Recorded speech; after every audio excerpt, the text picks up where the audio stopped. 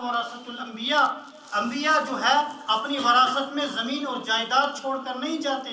درہم اور دینار چھوڑ کر نہیں جاتے، بلکہ ان کی زمین ان کی جائیداد تو امت پر تقسیم ہو جاتی ہے۔ وہ تو اپنی وراثت میں یہی علم چھوڑ کر جاتے ہیں، یہی قرآن چھوڑ کر جاتے ہیں، یہی حدیث چھوڑ کر جاتے ہیں۔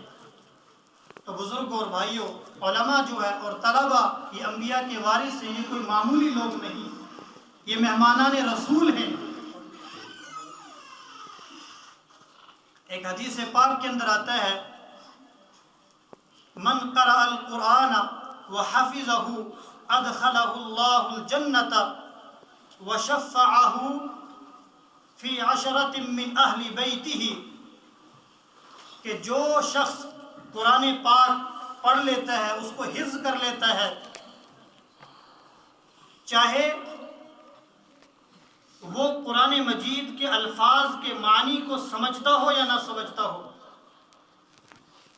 قرآن کریم کی تفسیر جانتا ہو یا نہ جانتا ہو، صرف اس نے قرآن مجید کے الفاظ کو رٹ لیا ہے اور حفظ کر لیا ہے، اس کی اللہ رب العزت کے یہاں یہ فضیلت ہے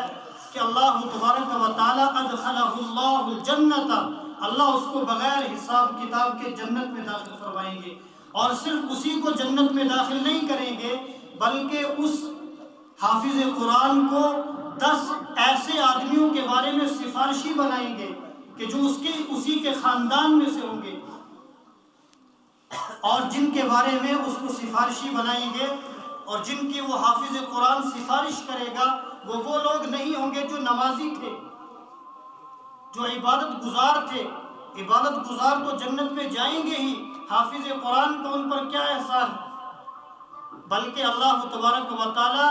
ایسے 10 آدمیوں کے بارے میں اس کو سفارشی بنائیں گے کہ جن کے بارے میں جہنم کا چٹھا لکھا جا چکا ہوگا، جن کے بارے میں جہنم میں جانے کا فیصلہ ہو چکا ہوگا، وہ حافظ قرآن ان 10 آدمیوں کی سفارش کرے گا، تو اللہ تبارک و تعالیٰ اس کے قرآن کے علم کی بدولت، قرآن کے علم کی وجہ سے اللہ تبارک و تعالیٰ اس کی سفارش قبول فرمائیں گے اور ان 10 آدمیوں کو بھی جنت نصیب فرمائیں گے۔ اس لیے مجھے اور آپ کو چاہیے